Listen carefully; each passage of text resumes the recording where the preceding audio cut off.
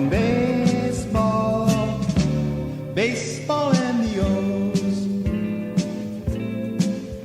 Oh, welcome back, Birdland, to another episode of the Talkin Orioles Baseball Podcast.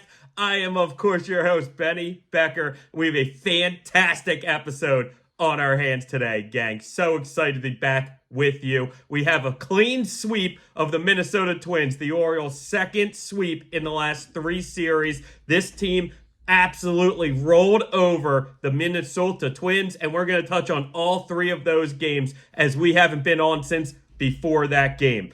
Now, we also want to talk about and highlight some of the fantastic numbers so far and breakout players, or maybe not even breakout players, but just players that are absolutely on fire for these Orioles offensively right now. That's something we're going to dig into. We want to talk about the hydration station and the Orioles celebration. The waterworks is back, like we've been telling you. It's absolutely phenomenal. We're going to touch on if Jackson Holliday can stick in the majors. We also want to keep you up to date on 4 big-time injuries affecting the Orioles right now, especially in the pitching staff. And we're going to touch on 4 mainstays on this roster. We also want to kind of go back to last episode and add in things we had talked about, what good we're seeing and what we're really liking in this Orioles team so far. We're going to add a couple things that maybe we touched on, but we just really want to focus on this episode. We feel like when we went back and watched it,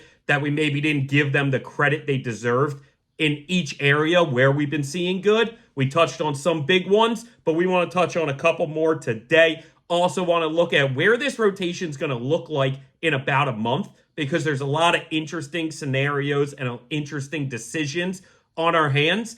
And we've kind of been talking about it a little, but we're going to focus in more today on that.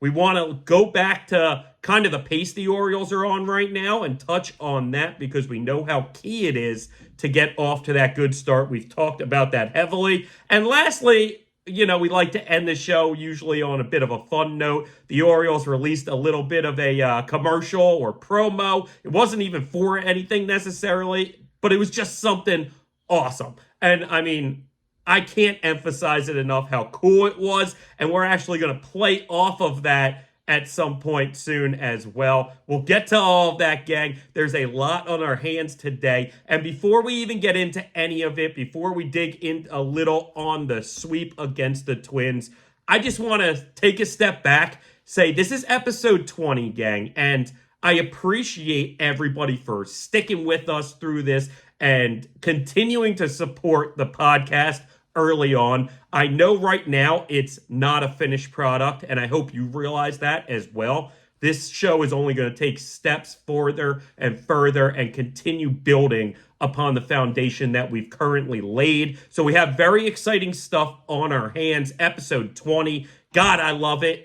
In fact, I can't wait until episode 100. I really feel like that's one of the next big breakout numbers that we're headed to. And before we know it, we're going to be there, gang, because we're going to keep pumping out these episodes consistently. And some of the things that I just want to fill you in on what's to come, not necessarily this week or next episode, but in the future, because, again, we're building a foundation, but we're going to build upon that foundation as we go. So really, we're going to bring on guests, whether it be Orioles beat writers or voice personalities like commentators, even players, former and current, hopefully we can obtain. Who knows? Maybe we even get a Orioles owner here and there. Who knows? I don't know what the possibilities could be. Sky is the limit, gang, as far as this show goes in Birdland. I cannot wait. In fact, I'm not going to drop names. I'm not going to say the story, but this week we did have very exciting news that could potentially lead to a big-time guest or big-time breakthrough for this show as far as the Orioles are concerned. And listen, that is a pipe dream. That is hoping and wishing, and that is jumping us 10 steps ahead in the process if that happens in the short term. Either way, I'm in it for the long term, just like I've been with these birds, just like you've been with these birds. And that's what I want to emphasize. Just like we've stuck with these birds through tough times and through the building, I want you to stick with me through this building for the Talkin Orioles baseball podcast. Because when I was at the home opener, I remember telling a couple people that I was talking about the show with and joking about how they're going to remember this day that they talked to me. They're going to tell their friends and their children one day that they hung out in a bar with me and spoke to me long before anybody else knew about this show or knew about me. And I know that is very maybe obnoxious and arrogant for me to say, but I just see this growing, gang. And it's all with passion. It's all with love that I'm doing it for, because I have passion and love for these Baltimore Orioles. And I want to share that with the people that are already passionate and love these O's, but also with the people that I can get in on loving the O's, like the people in my close life. Again, I'm from South Jersey, and I live there currently. I've lived there the majority of my life. And it's just one of these things where people close to me and people around me and my life wind up gaining an affinity for these Orioles. And I think the best years truly are to come, at least in my lifetime. But heck, this might wind up being the golden age of Baltimore Orioles baseball. So along with those guests, we're also going to wind up having call-ins, having fan interactions, whether it's you guys, again, calling into the show, talking to me personally, leaving a voicemail, or just on social media, which, again, we have yet to tap into. We do have an Instagram account at Talkin Orioles Baseball, but ultimately, gang, we have yet to really focus in on that area of it. And with that, with doing that will come a much bigger and broader audience. But I promise you, not only do I want you to stick around, want you to hang out as many times as possible with me, I truly appreciate the support and the love that I've been getting for this podcast in the early stages, despite the fact that we have invested zero in social media or expansion of the brand and of the audience. So big things to come, gang. Big things to come, not just for the podcast, but for the Orioles in general. Now let's dig into it. We swept the Twins Monday, Tuesday, Wednesday to start the week. It was phenomenal. Wednesday, we won 7-4. Tuesday, 11-3. Absolutely dominating in those first two games. Meanwhile, Wednesday was a bit of a shock to the system, maybe a little sweater. We got up early, and we'll touch on that, but it was a close game, but we found a way to grind out another victory. I absolutely love it. After the sweep, these Orioles are sitting 12-6, just a half game back of the Yankees for the division lead after they lost 3 straight before last night's win. And truly, the other 3 teams in the East, I believe, are 2.5, 3.5 games below us currently. So really, right now, it's a push with the Orioles and Yankees at the top. And I really believe as the season just progresses, by the time we even get to June, we might have them significantly in our rearview mirror. Maybe not overwhelmingly, but 3.5 games up on these Yankees, 6.5 games up on everybody else in the division. I could see it, gang. I believe it. I believe it to be true. And these Orioles are showing me why I'm so confident in it. So we're going to kind of mow through these 3 games a bit. Certainly things I want to touch on in each of the games, but I don't want to harp too much into the actual box scores and every little detail along those lines, okay? Now, on Monday, the Orioles got up early, and often they put up 2 in the first, the third, and the fifth. Ended up putting up 1 in the 6th as well. That's how they got their 7 runs. Again, they won 7-4 that day. Cole Irvin had himself an okay day. Certainly not great, but a day that I'm more than happy with from Cole Irvin, especially with how kind of the back half of that rotation has been pitching this year. 4 2/3, 2 earned on 6 hits, no walks though, and 4 Ks. I'm relatively happy with that from Cole Irvin, gang. As far as the offense goes, Jordan Westberg, 2 RBI double. Ryan O'Hearn, a home run, which get used to hearing that. Mullins, a sac fly and a home run. Again, get used to hearing that. Not only that, but Mullins had literally, most likely, the catch of the season. A uncatchable catch in center field to start the game on Monday. It was the top of the first to end the inning. There was a ball drilled in the really center to left field gap, more towards center though. And Mullins, unbelievable job to get to that ball, full extension dive backwards to catch the ball. Absolutely unbelievable. Saving a run. Orioles would have been down in that game as well, which frankly has been a bit of a problem for them early on this year, even if they've been able to overcome those deficits more often than not. Still, phenomenal play by Cedric Mullins, and he is certainly feeling himself. We're going to touch more on his numbers just in the past handful of games, because I know he started off slightly slow. He didn't necessarily start off great, but he wasn't horrible either. It wasn't looking liability-wise. It just, we were waiting to see Seti get hot. And boy, has he gotten hot. And when he's at his best, not only is he doing it on the offensive side, but he's playing a gold glove defense in center field for us as well. And again, we saw that in the first inning on Monday. Gunnar also got himself a home run, which again, get used to hearing that, gang. That's how special that really these Orioles have been. But those three guys I mentioned in O'Hearn, Mullins, and Gunnar have been in recent games, recent series. And again, we are going to touch more on all of that. Ultimately, like I said, Orioles start off the series 7-4. They've only lost game one of a series once this entire season. It was in that Milwaukee series. And again, that they were kind of at a disadvantage. They got back to Baltimore from that Boston trip really late. Probably didn't get home until about 3 a.m. and then had to wake up and play a game the next day. Didn't go their way, and that's going to happen a lot in Major League Baseball when you have that sort of travel. It happens. Now on Tuesday, once again, Orioles got up early and often. This time they put up 3 in the second, 4 in the third, 1 in the fourth and sixth, and then 2 in the eighth. Again, they won that game 11-3. Really just dominated in every which way that game. Now, Grayrod had this start, and it's funny. It was a strong start while he did not have his best stuff. He really wasn't missing many bats early. In fact, I don't think he had a strikeout till the 4th inning, I believe. And ultimately, finished with a nice line. He, like I said, had 6 innings pitched, 4 hits, 3 walks. So decent amount of base runners, but working out of those jams is something we've seen a lot of these Orioles pitchers excel out this season. But really, Grayson Rodriguez excelling at as well.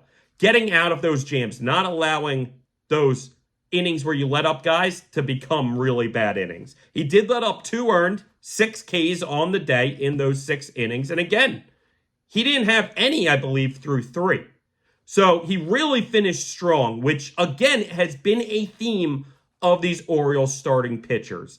They might have a tough 2nd inning or 3rd inning, but they get right back on that horse and they focus in and they get back to getting out and doing their job. And we see another great job from Grayrod and why he truly has taken that step into being elite. Because as a pitcher, when you don't have your best stuff, when you don't have your swing and miss stuff, you have to maneuver and manipulate to get those outs, to really work to get those outs without those innings getting ugly on you. Especially when you have innings when guys get on and you don't have that best stuff. It's very important and unbelievable to see at this point Grayson Rodriguez working through those in live time without getting dinged up and being able to get through 6 innings strong.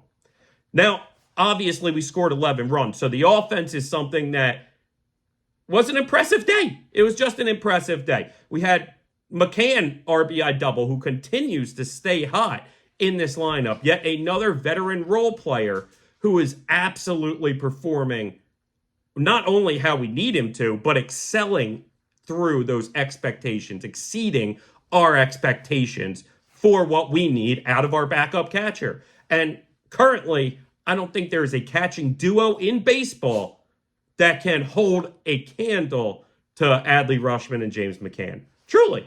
They're as good of a catching duo as it comes, and it's a beautiful thing because it allows us to play Adley more DH games, maybe give Adley a day off followed by a DH game, allowing that backup catcher in McCann to stay in the lineup for 2 straight days, which you rarely see in Major League Baseball because the backup catchers aren't providing anything other than the day off to your catcher.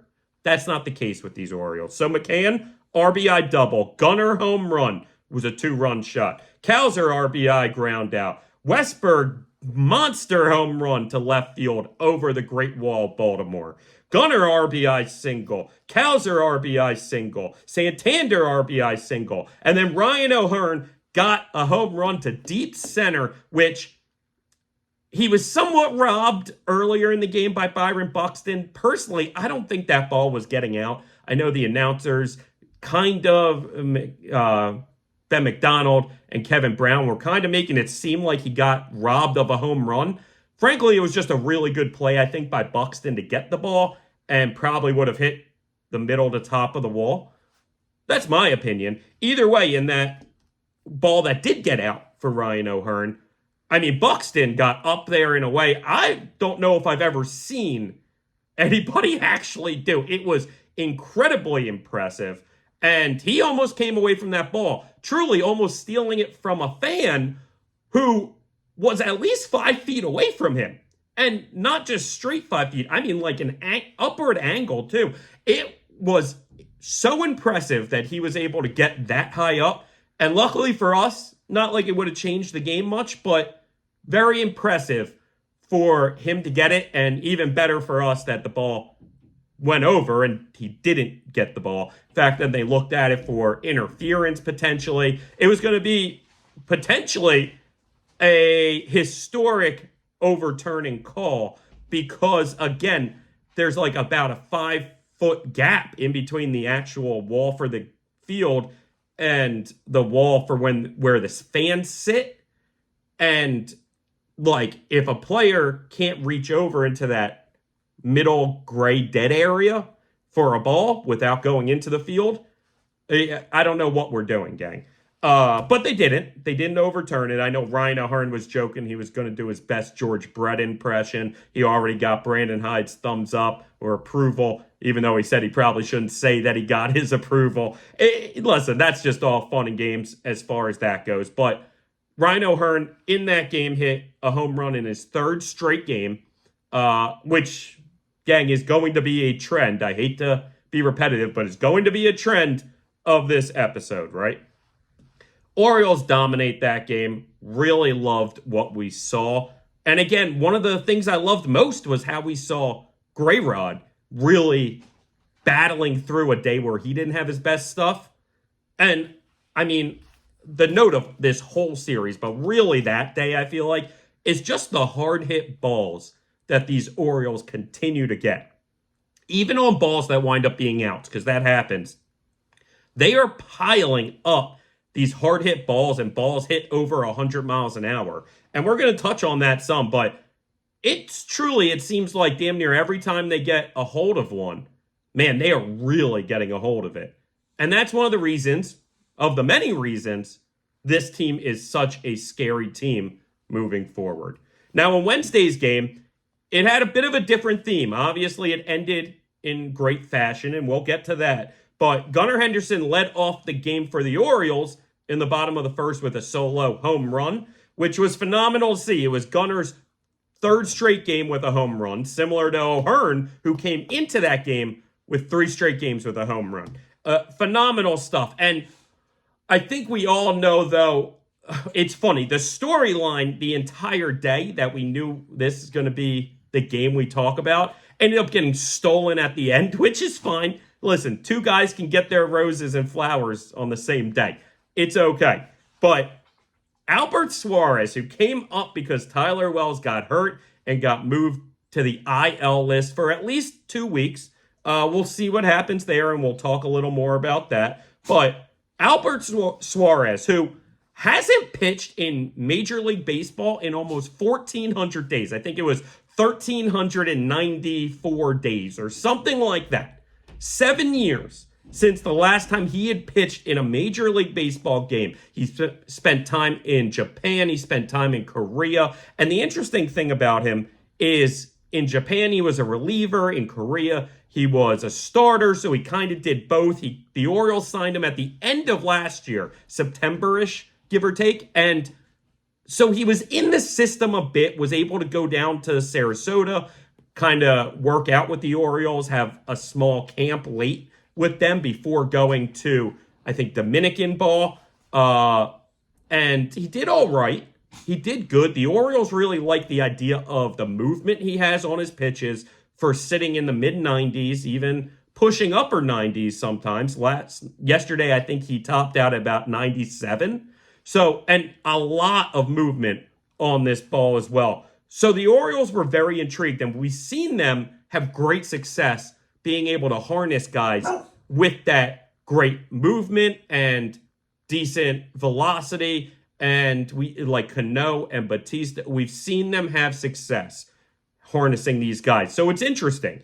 Truly is. And he had a fantastic day, gang. Really shut the Twins down his whole day, which was 5 2/3. He only gave up 3 hits, no walks, no earned runs, no runs in general, 4 strikeouts. So it wasn't the most overpowering stuff, even though the first few innings, the Twins could not catch his fastball. He actually set, I don't know if it was a record or I think he tied this year's league leader in most whiffs on a fastball in the first 3 innings. Okay, I think he had 9 in the first 3 innings on his fastball.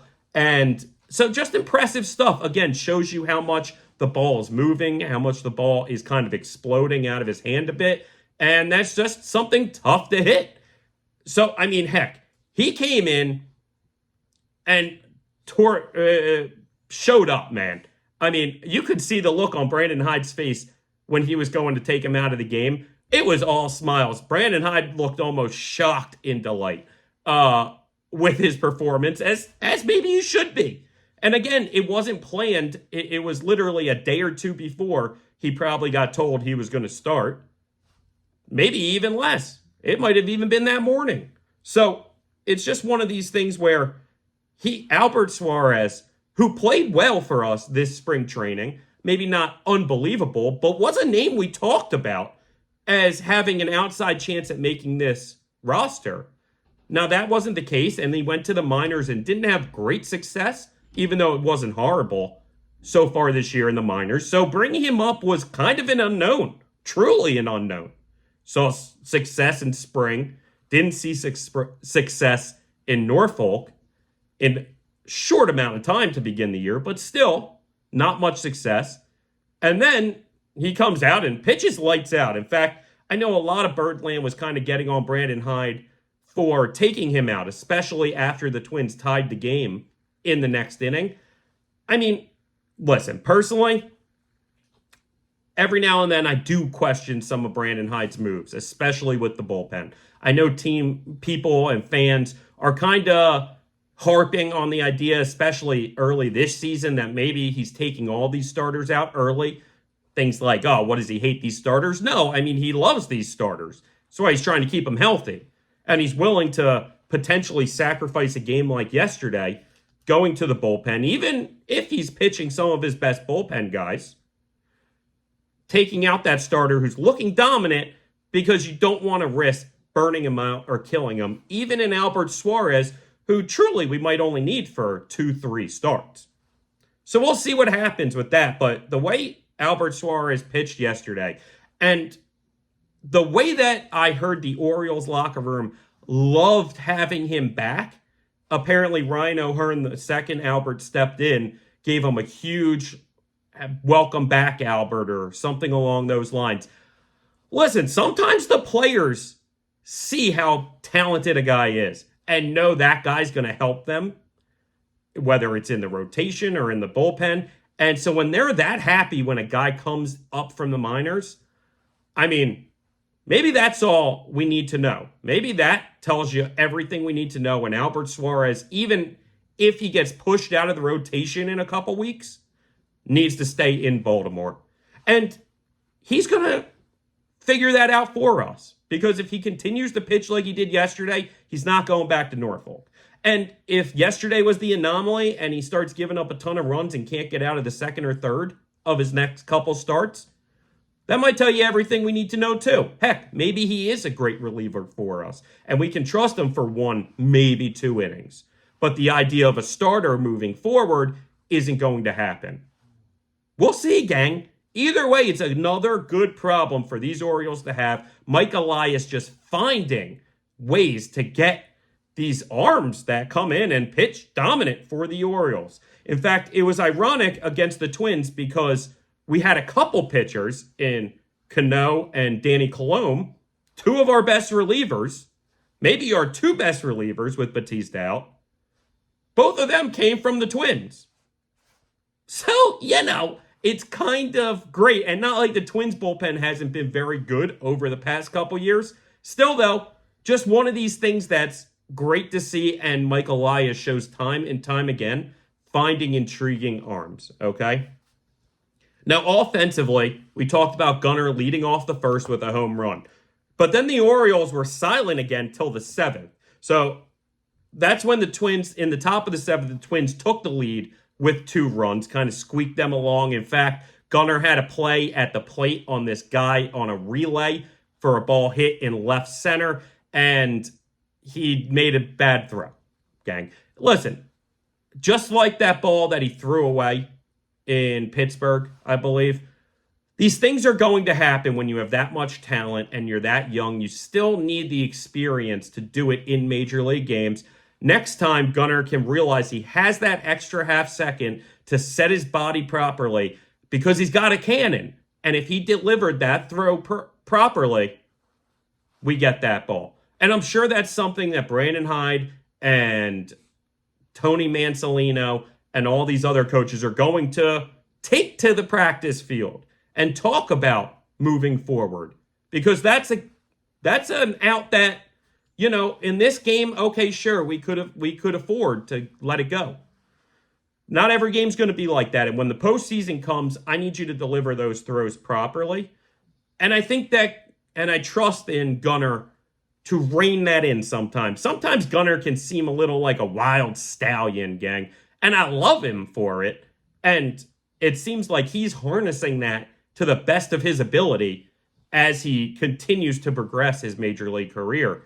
Ultimately, though, little things like that make me go, okay, he's going to twist and turn on that for a few nights, and he's going to get that right to him.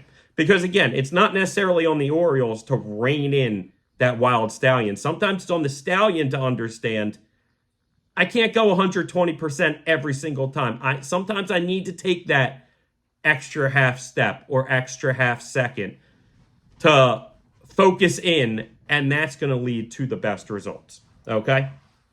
So, again, Twins take the lead in the top of the 7th.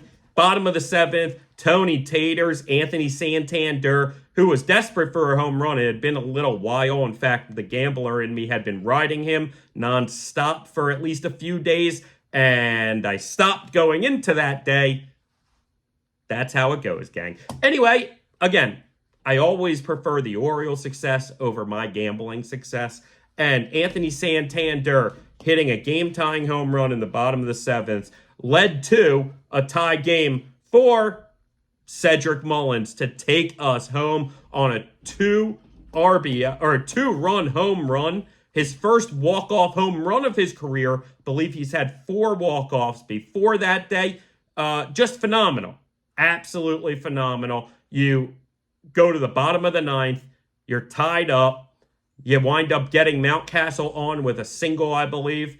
And then immediately after, Mullins, who has been incredibly hot, goes Yahtzee and takes the O's home. And we'll touch on the celebration that came with that because that's something we need to talk about, and that gives me so much joy. And I know a lot of people I've talked to, so much joy to see. And it's really just so fun. So we'll talk about that celebration. But before we get into that, let's dig into... Actually, you know what? Let's just dig into it now, gang. I decided to skip a little in the notes. So waiting for Mullins at home was the Orioles' brand new hydration station. This big, basically huge standing beer funnel with 4 funnels on it, allowing for anybody also on base during the home run to get hydrated as well, along with the man who hit the home run. It's so cool. I love the Orioles continuing to advance the coolest celebrations in Major League Baseball, I fully believe. Also, the bullpens now have the old school last year's Homer hose, and each one of those guys in the bullpen basically picks a name or drafts a name for that lineup to, if that guy hits the home run, then that reliever in the bullpen gets to hit the hydration hose and or hit the old school Homer hose, excuse me. And it's fun, gang. It's fun. So the Orioles on that Cedric Mullins walk-off 2-run home run brought the hydration station to home plate, essentially, allowing him to score first, touch home plate, even though the game would have been over even if he didn't, because as long as the first guy touches it, the game is over. That's how baseball works. But for the people who bet Orioles -1.5, even if they were underdog that day, which they shouldn't have been, even for the people that bet the alternate line -1.5 runs, that Mullins run is important. It's either way, you just want to score when you scored, even if you don't need it. All right, so the Orioles bring it there, allowing Cedric to, after he touches home plate, take the hit out of the hydration station, drench him in some Gatorade on the back half of that, and then everyone celebrates and jumps around and has a great time. I absolutely love it, gang. It was so cool. It was awesome to see. Mullins says he was shocked to see it out there. But it was fun, and it continues to be fun. And personally, I know I talked about this before, even though I kind of liked it and it kind of had a vibe to me, the handlebar celebration they tried to start early. The waterworks of these Baltimore Orioles continues to be the coolest celebrations in the league. They only continue to advance it. It just adds to the vibe of the team, which is immaculate, truly. I don't think that there are any better vibes in Major League Baseball than the Orioles. In fact, I'd go so far to say I'm confident there are no other vibes as unbelievably cool and great as the Orioles clubhouse continues to be off of the last year and a half. Because truly, since Adley Rutschman came up, you've had that vibe, especially once they started winning 2022 in the back half. You really felt that vibe. That vibe continued to this last season. That last season continued to this spring training. When I talked about this special vibe that these Baltimore Orioles are displaying. And to me, it has at least American League champs, if not World Series champs, written all over it. And I want the hydration station and the waterworks to continue to be a part of it.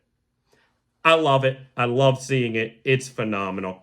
All right, so let's touch on, before we advance, some of the stats so far that these Orioles have displayed, not just in recent games, but over the entire season. Excuse me. So when you look at it, and there are too many of these stats to fully remember and touch on and write down. I feel like every time I watch the O's game, every inning they're giving me a stat that I want to touch on. And eventually I either don't write it down or just forget to mention it. So excuse me, but for if I forgot any, right? But here are just some of the ones that today I want to touch on, okay? This is the Orioles' 5th straight game now that they've hit 3 or more home runs in a game. Tied second longest in MLB history. In fact, the only team to have 6 games of 3 or more home runs in a row were the 1987 Orioles.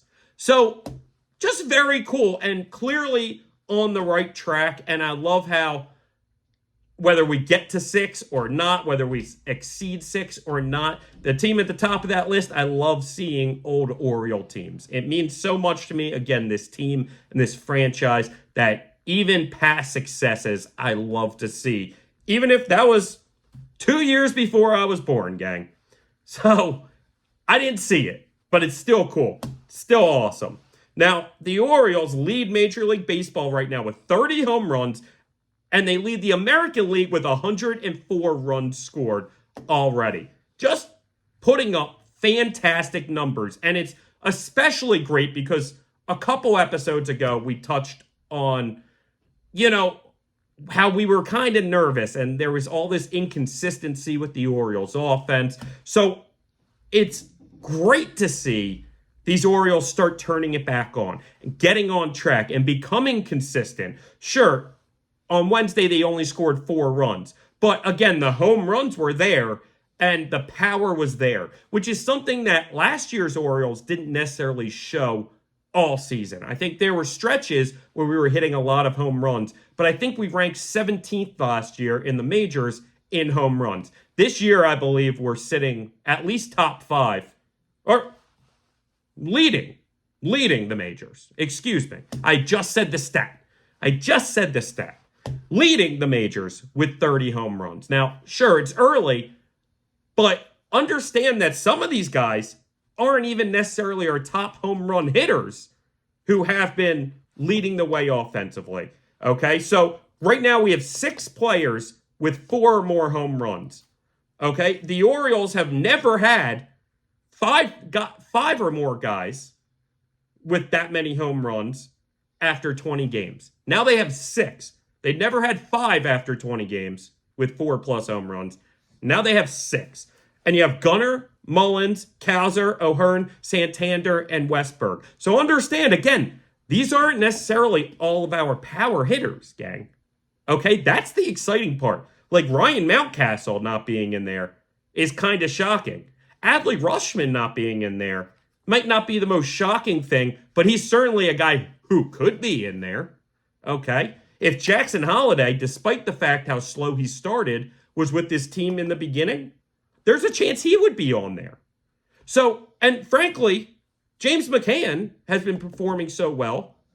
I don't even think he has a home run yet, but he's been mashing the ball and certainly could have a chance at getting up there a little in home runs at some point this season, right? Austin Hayes hasn't really had much playing time, but when he hasn't been hitting the ball much. So he also is a guy that, had he been playing every day, and let's say a Cowser wasn't performing this well, or O'Hearn wasn't performing this well, and taking some of those reps and starting days from him, heck, Austin Hayes could get out of his slump and have been one of these guys. It's not crazy, gang. Again, 4 or more home runs, it's not insane, but the idea that if this core, and you add in at least Mountcastle, can be power happy. And again, I think Rutschman can add in there as well. I mean, it could be special. They could lead the league in home runs at the end of the year. Heck, they could even put up historic home run numbers this season. Now, we mentioned Ryan O'Hearn had a home run in 3 straight games. That ended Wednesday, okay? Well, Gunnar currently has hit a home run in 3 straight games going into this series coming up in Kansas City. Westberg is on a 6-game hit streak, batting .478 in that span.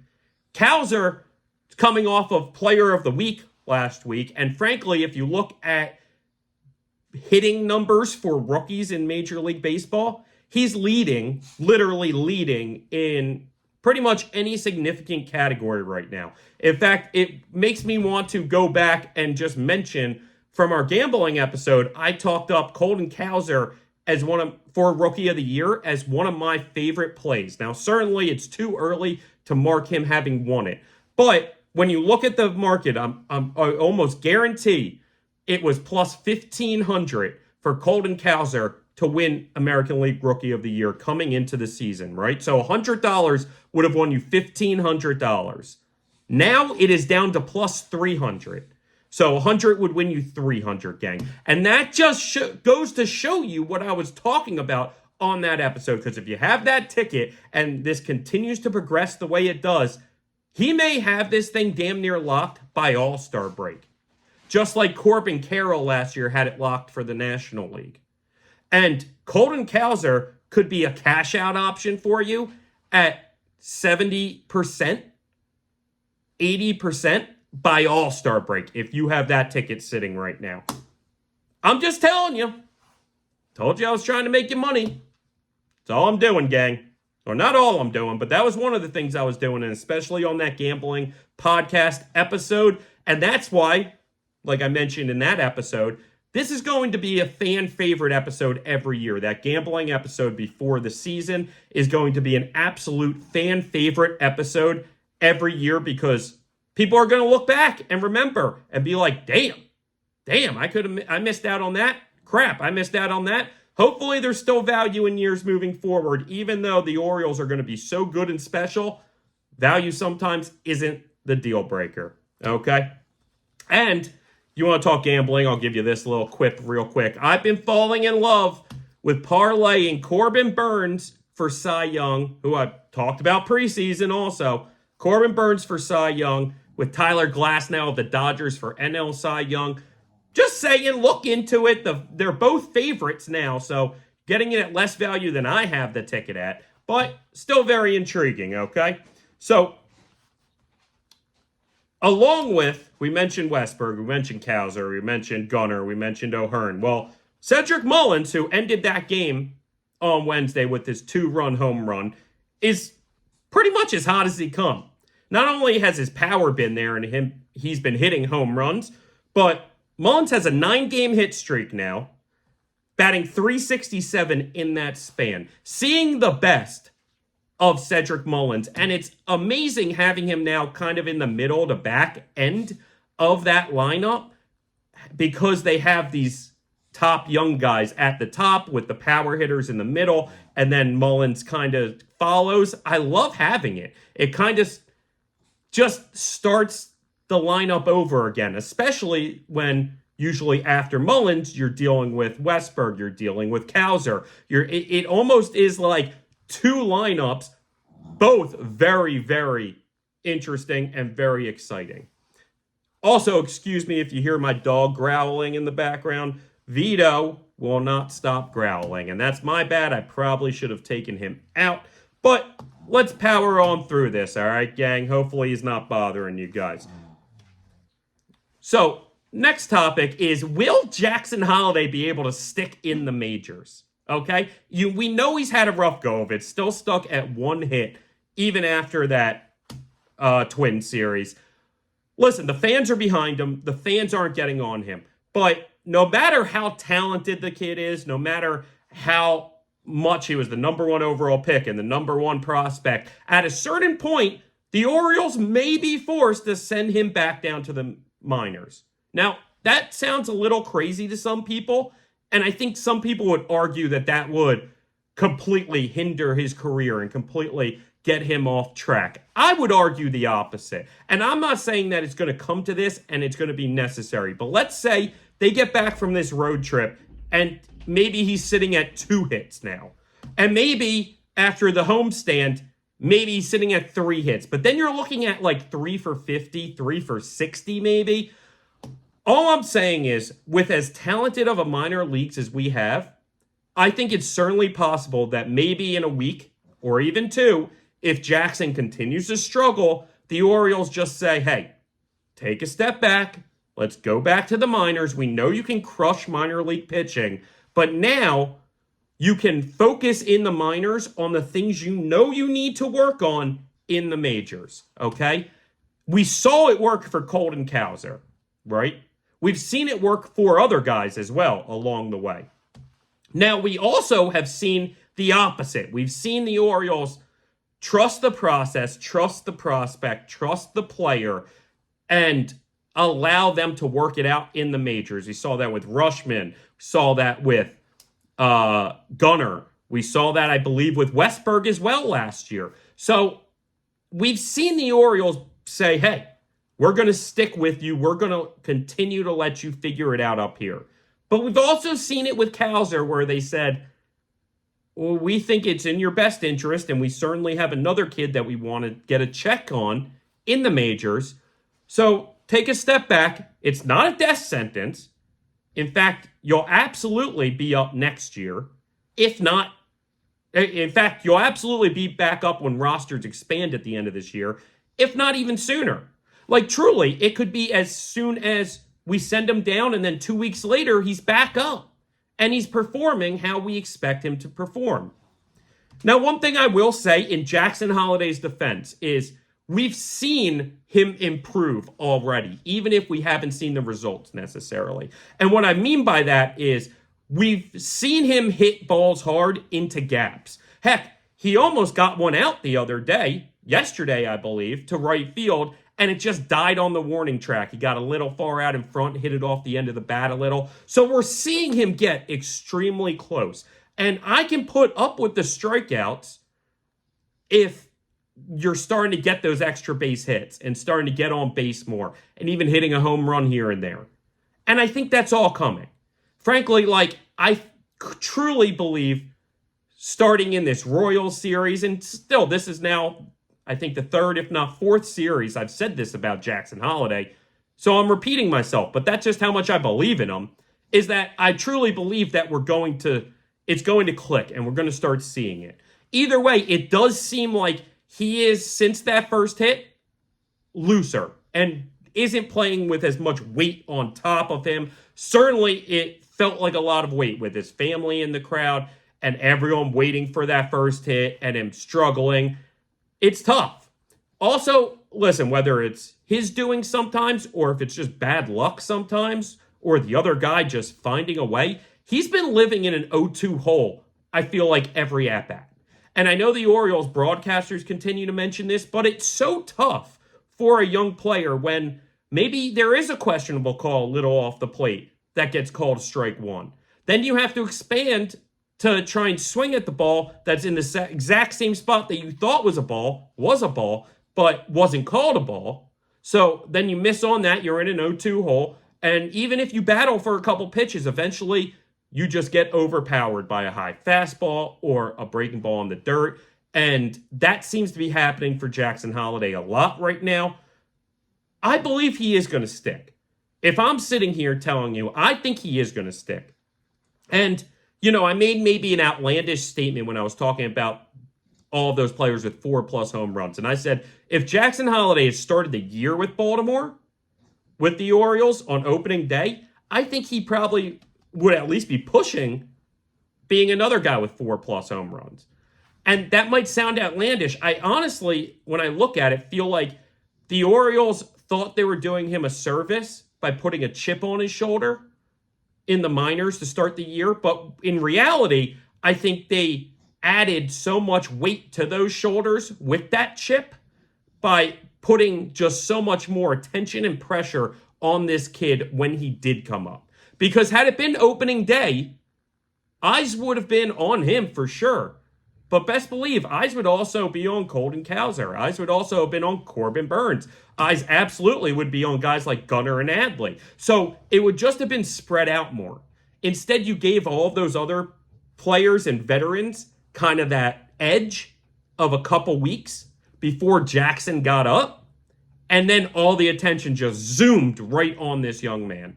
So I honestly feel like, in hindsight, the Orioles did him slightly a disservice and made the situation maybe even harder on him by not having him on the opening day roster. Overall, though, listen, whether it's this year or next year, Jackson Holliday will be absolutely a stud for the Baltimore Orioles and playing second base and probably batting towards the top of their lineup every day by next year. Okay? I'm confident in it. I believe it. Again, we saw with Cowser, this top prospect comes up and mightily struggles for a little while. And then they make the switch and allow him to go back down and work on the stuff that you need against Major League pitching now. Because, listen, it's funny. This is a little off topic, but I believe it's comparable, right? When you're interviewing for a new job or a promotion, you always get told stuff like, you're never going to fully know how to do the job until you're doing the job. You're never going to fully understand every little thing and exactly how everything pieces together and works and what you need to accomplish your goals until you're doing it. And then you make some mistakes and you figure out what you need to improve on and how you can do the job better. And if you're successful and you're talented, no matter what field you're in, you can make those adjustments over time and improve to be very, very good at that job. I remember, honestly, it's one of the things that drives me nuts when I was in the corporate life, which I'm not anymore. But when I was in the corporate world, I remember getting held back because I was told, well, you're not ready to do this. But then also, as they're teaching me, they're telling me, well, you're not going to really know how to do that until you start doing it every day. So how can you hold me back for something that I can't really know how to do until I have to do it? Listen, some guys are able to come up and day one be able to accomplish it as a rookie. Other times it takes some time. And sometimes you got to make that trip back down to the minors, humble yourself a little bit, understand not everything's going to be as easy as it was in high school and the minors. Like, you need to work on this, and you need to be able to distinguish this, and you need to be able to do that.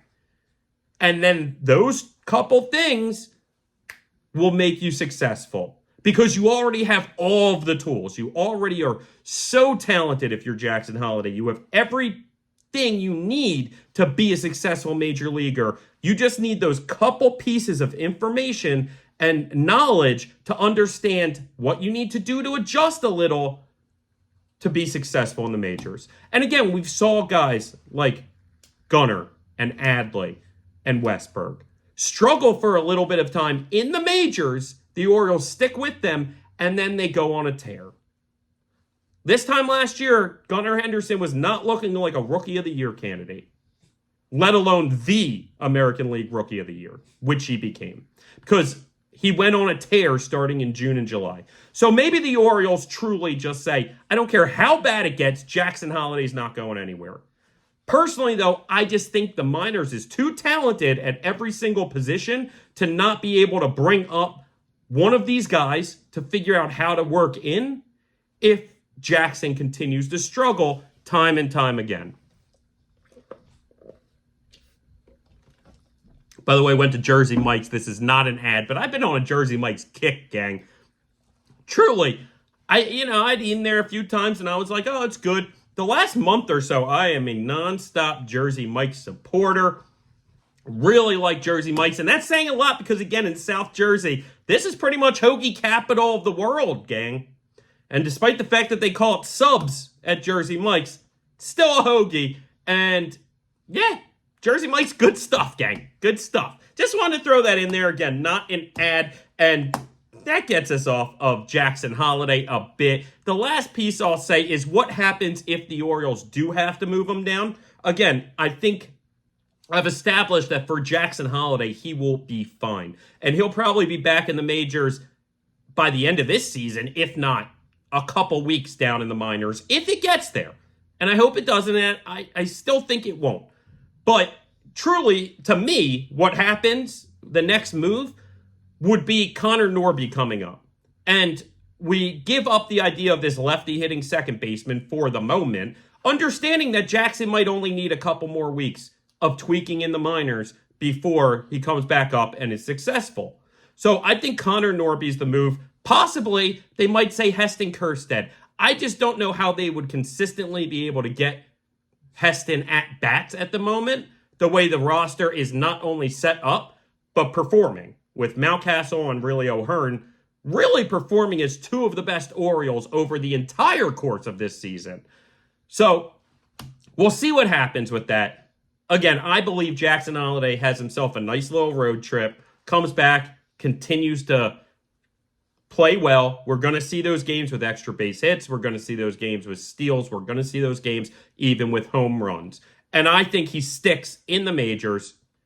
I'm just saying, might not be the worst thing if after this road trip, or especially after the homestand after this road trip, if he's continuing to struggle and only has 3, maybe 4 hits, it might be time to let him work on some of these things in the minor leagues and go back down to Norfolk, which is okay. It's okay, gang. It's okay to fail your first go-around. There are countless stories about not only successful major leaguers, all-time major league players who did not stick their first time in the majors. The main one in my head that I always remember is Mickey Mantle.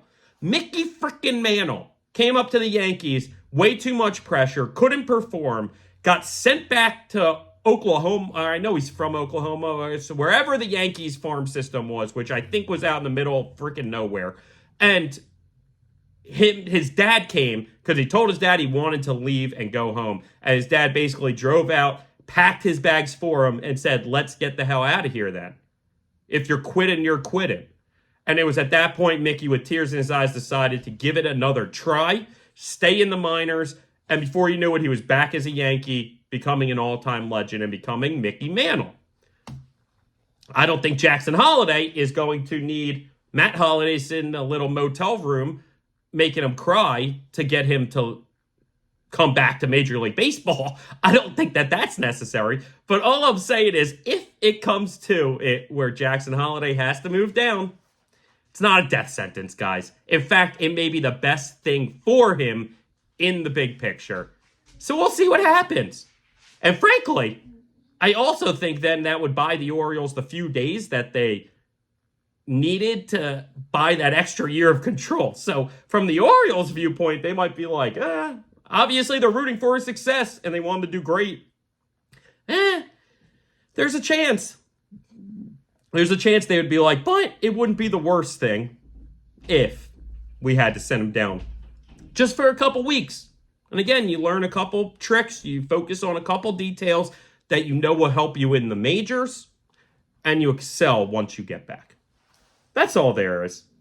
So now let's touch on some of the injury news. The Orioles have 4 big-name pitchers, 3 starters, and 1 reliever, their second lefty in the pen, all hurt at the moment. Now, 2 of them we've known about since day 1 of camp, in Bradish and Means, okay? So we're going to touch on them first. John Means, who we know has now had multiple rehab starts, kind of okay, kind of not great, though, even though K1s, and then there were a couple really bad ones, including the last one. He got really roughed up in his rehab start, and some are wondering what John Means is going to be able to do once he gets back to Baltimore. I will be the first one to say that earlier in an episode a while ago, I was telling you I wasn't really counting on John Means to put in a lot of productive innings for the Orioles. I would love seeing it. It would be fantastic. And I'm rooting for it. I hope really bad that it happens, that he gets back to being the John Means that we remember. But I just wasn't counting on it, gang, right? So the John Means getting roughed up sometimes and even not showing a ton in the minor leagues isn't worrying me too much. And it certainly isn't worrying me about the big picture. Okay, it's not worrying me much when it comes to him and how he's going to perform when he gets to the majors. I think at very worst, he's average and maybe winds up as the 3rd lefty in the pen. Although right now, once Cionel Perez gets back, that kind of seems taken. Keegan Aiken has performed very well this season. And we know Danny Colomé is one of our best relievers in general. So I don't know where John Means fits in. At the moment, he'll come back as with a rotation spot, I'm sure. I'm just not positive that he's going to be able to provide a ton, but maybe he's just a very reliable 4th starter, which, frankly, the Orioles could use. A lot of major league teams could use. There's places on teams for being average and slightly above average. So hopefully John Means can come back to at least that and maybe get on a roll and become the old John Means. Who knows? He never had to pitch fast before, so maybe he's just tweaking things mechanically here and there, and he's very close. We'll see. Kyle Bradish, on the other hand, just had his first rehab start, and phenomenal news. Absolutely phenomenal news from Kyle Bradish and his rehab start. He's feeling good. He's feeling good on the mound. He's feeling good after throwing. Quote, he in his 3 scoreless innings, he had 3 scoreless innings, and afterwards, quote, it looked like the old Kyle Bradish, the 2023 Kyle Bradish. His velocity was right there, sitting at like 96-ish. He had his pitches working. He had his off-speed and breaking stuff working. Kyle Bradish is a name that, when he comes back, could be a force. And remember, he pitches kind of backwards. He used to rely heavy on the fastball, and that's when he was getting hit around a lot. He decided to take that step back, rely more on his secondary pitches as his top options, and peppering the fastball in when needed. So his velocity, while it's right there where it was, isn't even the biggest concern at all with Kyle Bradish. And heck, sometimes these guys are even stronger. And frankly, he didn't even have a procedure done. So the idea that he's throwing any different than last year, I shouldn't expect that. If he actually is healthy, despite maybe a small tear, I would assume that he was healthy with the small tear at the end of last year when he was pitching great for us. So that's exciting because we know that third ace for the Orioles is unbelievably exciting to add to that Corbin Burnes and Grayson Rodriguez duo, making it maybe the best trio in baseball when it gets there. But he still has to get through some rehab starts. I'd say he's at least a month out at this point. Now, the other two pitchers, one's new, one's recently old. The old one is Cionel Perez, who left after, I think, the third or fourth game of the season, something like that. Went on the 14-day IL. Well, apparently he's set to throw a bullpen session in this weekend at some point, I think on the 12th, and maybe not the 12th.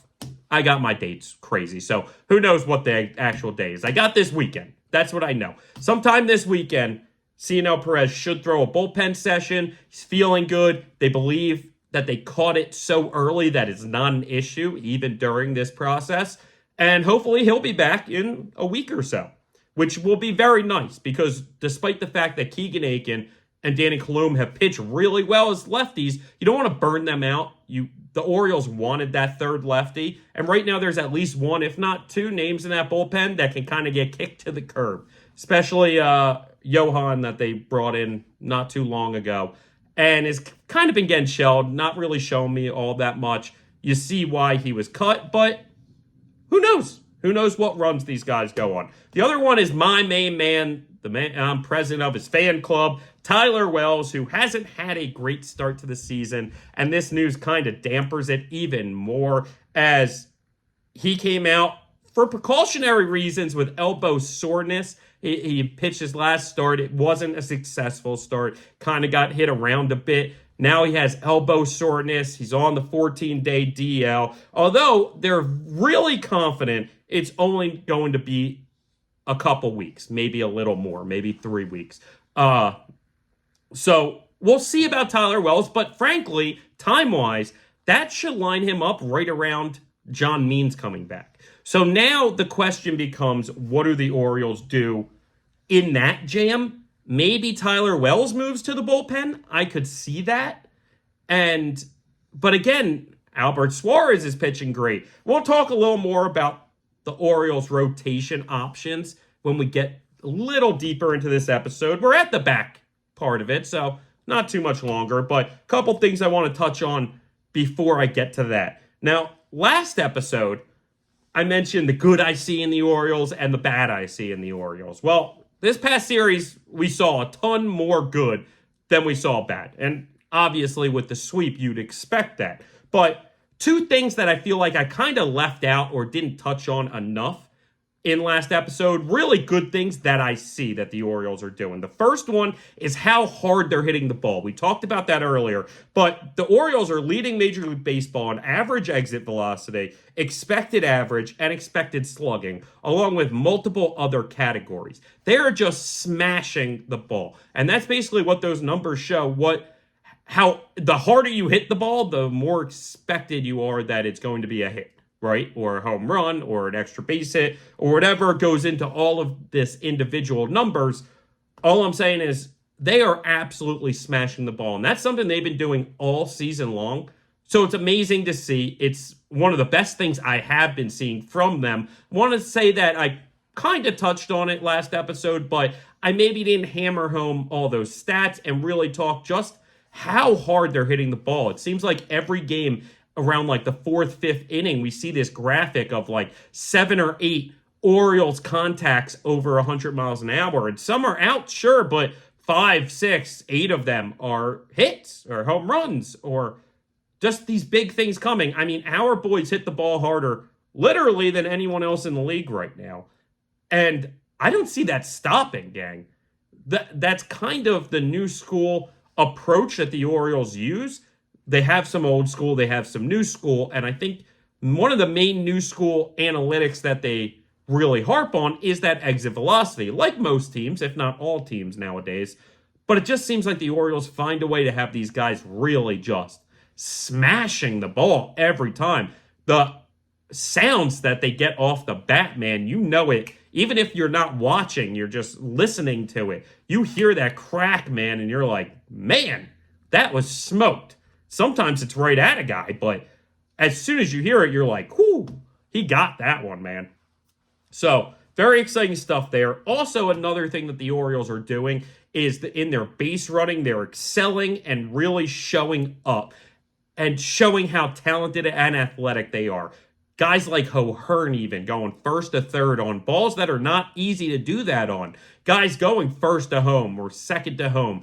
The base running, stealing bases, stealing second and third sometimes, like Gunner's done a couple times. It's impressive stuff, and it's only going to continue getting more impressive because they are just one of the most athletic teams out there, and they're aggressive, and they do it smart.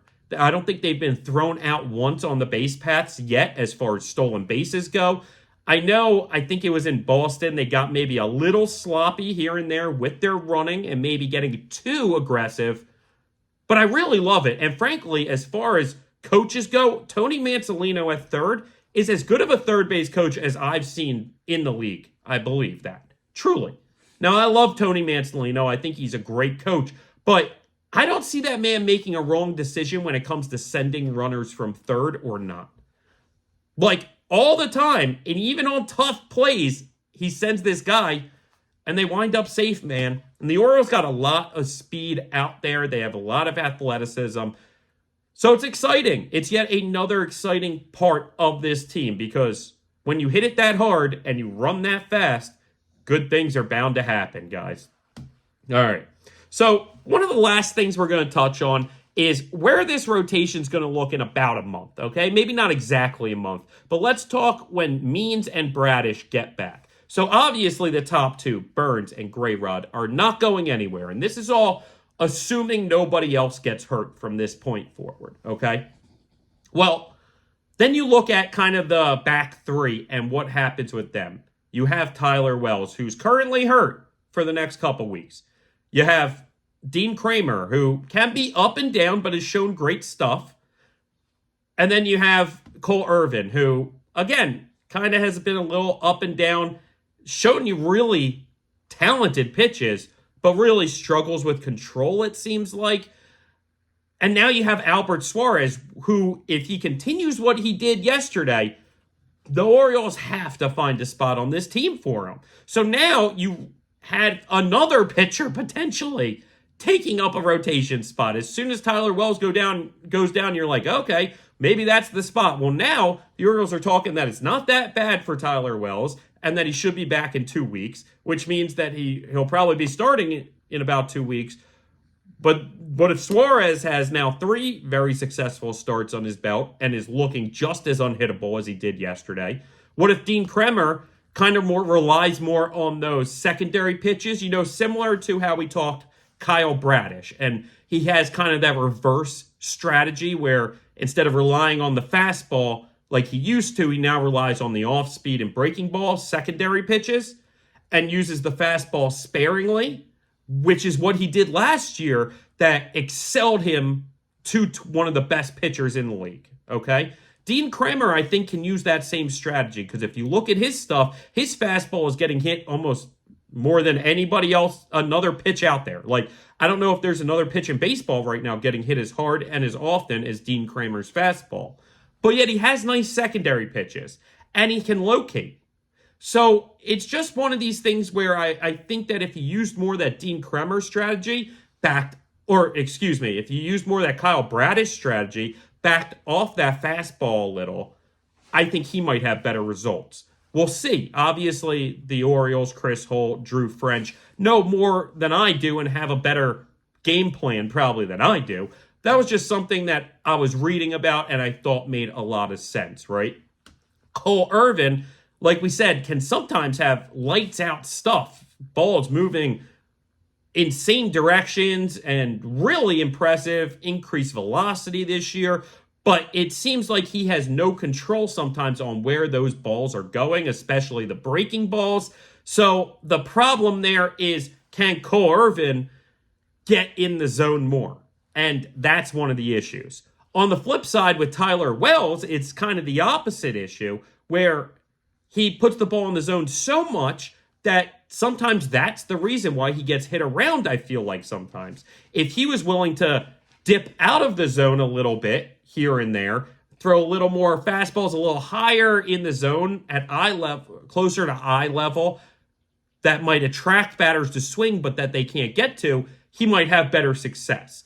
So it's one of these things we will see. Obviously, Suarez is that other name that we see. And again, if he can throw how he threw yesterday, it's going to be very hard not to have him on this baseball team in one capacity or another. I do think, though, he, for obvious reasons, is the first one that could be knocked off the list, whether it be Means or Wells coming back from that injury first. We will see, though. We will absolutely see what happens. Where do I think the rotation looks like once those guys are back? Well, obviously, like I said, the top two, Corbin and Greyrod. After that, Bradish fills in right there in the 3-hole. After that, what's my gut telling me? My gut's telling me John Means is going to be that 4th, and the 5th will be Dean Kremer. And frankly, in the article I was reading, they had a poll afterwards, and there were only 3 names. Albert Suarez had yet to pitch when that article was written, so his name wasn't even talked about, okay? All you had was Wells, Irvin, and Kremer, and they asked, who do you think is going to be the 5th starter once Means and Bradish gets back? And when I tell you it was overwhelmingly Kremer, I mean, it was like Kremer had over 800 votes, including mine, and the other two had under 100. So beyond overwhelming, 80%, 85, 90% of the votes went to Dean Kremer, and that, I think, for good reason. And I also think when we touched on how these guys can improve upon their numbers, Dean Kremer's is the most easily obtainable because you don't really have to change anything other than just the pitches that are called and his confidence in those pitches. And hopefully, at this point, he should be confident in all of his pitches. So I think that that's the easiest one to kind of clean up and get to be a very reliable 5th starter. And I would say that those are the 5 names. I would say Suarez, Wells, and possibly even Irvin find their way in the bullpen. And that could mean the end of, or at least this season, the end of names like Mike Baumann, who I believe is also out of options. Guys like that. If Cole Irvin makes it, that could be the end of Keegan Aiken this season. But again, Keegan Aiken has thrown phenomenally well. So I don't want to put his name on the chopping block when he's done everything he can to stick in the majors this year, unlike last season. So that would be my prediction on the rotation in about a month or so when those 2 names are back. I hope that John Means can provide what we need from him, but I think counting on him to be a 4th starter is a luxury that other teams just don't have. Counting on Dean Kremer to be a 5th starter is a luxury other teams don't have. And counting on a starting trio of Burns, Greyrod, and Bradish is a trio that might be untouched throughout all of baseball, right? So very excited, not just with how they perform so far, because despite some of the negative numbers on some of these starters, I do think that they have battled very well through some tough outings and tough innings, maybe tough weather, maybe, again, like Greyrod yesterday, not having his best stuff, and figure out how to get outs when guys get on base. I think all of these starters have done a phenomenal job overall in that. So, very exciting, a good problem to have, and let's see what happens with it, guys. Either way, again, we're 12-6. which puts us right back on pace to finish that first 36 games at 24-12, right? We just have to double what we did in the first half. And frankly, in that first 18 games, we haven't even played our best baseball, most of them. Played good baseball. I don't want to downsell it and say this team's been playing horrible, because they haven't. There have been very few bad games for the Orioles this season. Maybe a small stretch of games where the offense was looking funky. But in the first 2 games, the offense looked great. And for at least the last 4 games, the offense has looked great, right? So that's 8 of the 18 games that we played. So, yeah, for a little 10-game stretch, maybe the offense got a little wonky, but the pitching was there. So we won a lot of them. So sitting at 12-6, we want to get to that 24-12 mark after the first 36, really setting us up for not just a season where we're competing for the division and absolutely getting to the playoffs, but ultimately being, again, the 1 seed, looking for 100-plus wins, doing everything we can to set ourselves up for success come the postseason. And I know some people will argue, oh, well, getting that 1 seed does not set you up for success. That makes it harder on you because you got to play the wild card team and they're hot and they just played and you have these days off. Okay, I get it. And that happened last year to us. But again, learning lessons, learning experiences. And I think that this team shows just how great and quick of a study they are and how they can continue excelling way past everyone's expectations, even somehow my own. All right. So now the last thing I want to talk about, again, we're going to end this on a bit of a fun note, is you may have seen the Orioles put out, I don't even want to call it a commercial because they weren't even promoting anything other than just having fun with the new ownership group and Brandon Hyde and Gunnar Henderson. And if you saw it, it was a commercial basically where Cal Ripken has a desk out at shortstop and he's answering calls and typing on the keyboard and doing, daily business work. And Brandon Hyde and Rubenstein are looking at him and they're like, do you want to tell him? And Rubenstein's like, I'm new here. I don't want to tell him, which is comical because he's the top dog now. But then Gunnar Henderson, our everyday shortstop now, comes up from the dugout and is like, I'll tell him, and then goes out and points at the warehouse and tell Cal that that's where you work now. And it's funny and it's very comical. Now, I will say, as soon as I saw it, I knew I was going to parody this. I believe I'm going to put it at the end of our episode. But it's just very exciting. It's very funny what I have in store, and I can't wait to show it to you guys. It's going to be funny, and I think you're going to enjoy it. We're going to twist a little Talkin Orioles baseball podcast into that. But again, it just shows the vibe that these Orioles have, the enjoyment, not just in the clubhouse, but all throughout the organization, how great and fresh that new ownership group is for this franchise. And of course, having Cal back means so much, not just to the organization or the city, but to me personally, gang. Cal's my guy, as you can tell. Cal's my guy. My entire life, I've idolized that man. So I'm so happy, as I've said before, that him and these new owners are a part of this team. And I love what's to come. I'm so excited for what these Orioles are building and producing and how they're playing.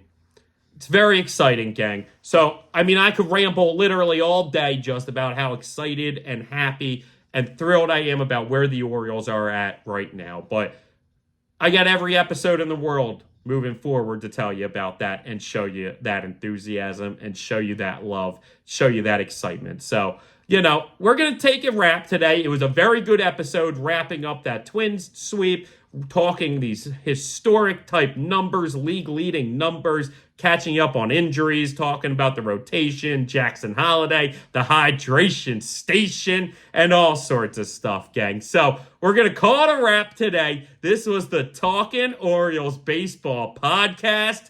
Let's go!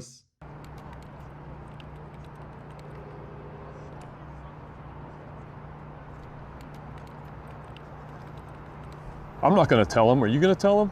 Not me. I'm new here. I'll tell him. Oh, welcome Excuse me, sir. back, Birdland, to another episode of the Talkin Orioles baseball podcast. Talkin'